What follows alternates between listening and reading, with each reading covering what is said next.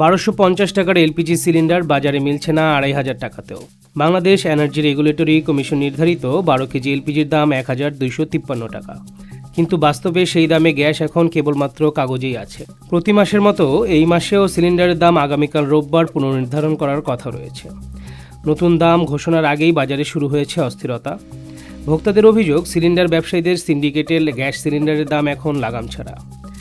1 জানুয়ারি কোথাও 1800 টাকা, কোথাও 2200 টাকা, আর আজ 2 জানুয়ারি 2500 টাকা দিয়েও মিলছে না গ্যাস। আমি এখানে আসছি গ্যাস নেওয়ার জন্য। আমি পুরো কারণ বাজার ঢুকছি, বিজনেসে একটা গ্যাসও পাই না।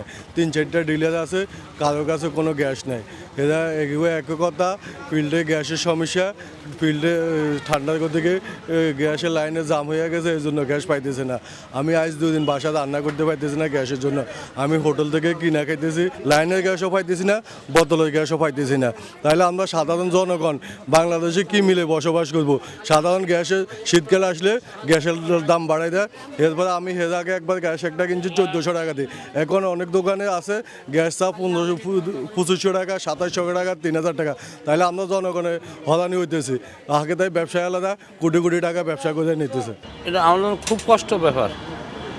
1200 টাকার গ্যাস 2000 টাকা, এটা মানে সিরিয়াসলি ব্যাপার। এটা মানে খুব কষ্টে আছি।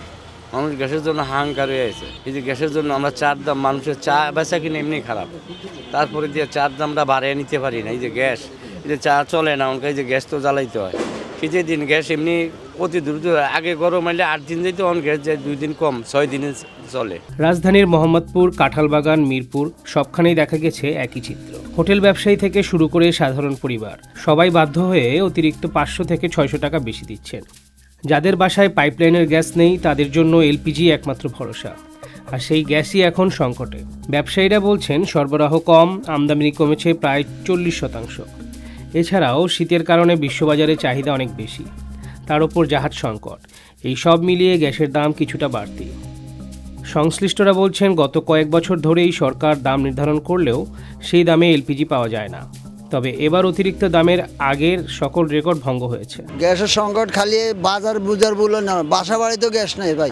খুব একটা সমস্যা আছে আমরা, মানে অর্থাৎ আমরা মনে করেন বাসা বাড়িতে গ্যাস নেই, একটু খাওয়া দাওয়ার পাকাচ্ছে না, ছেলেবেলের জন্য, এই যে বাচ্চা কাচ্চার জন্য অসুস্থ, একটু পানি গরম করিম তাও নাই। আমরা খুব একটা সমস্যা আছি। সারাদিন কাজ করে যাই, যা সন্ধ্যার সময় যা দিতে গ্যাস নাই।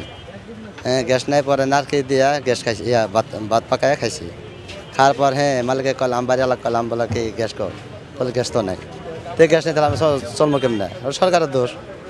এখানকার মনে করেন যায় যে এই গ্যাসগুলো সিন্ডিকেট দিয়েই গ্যাসগুলো কমাইছে।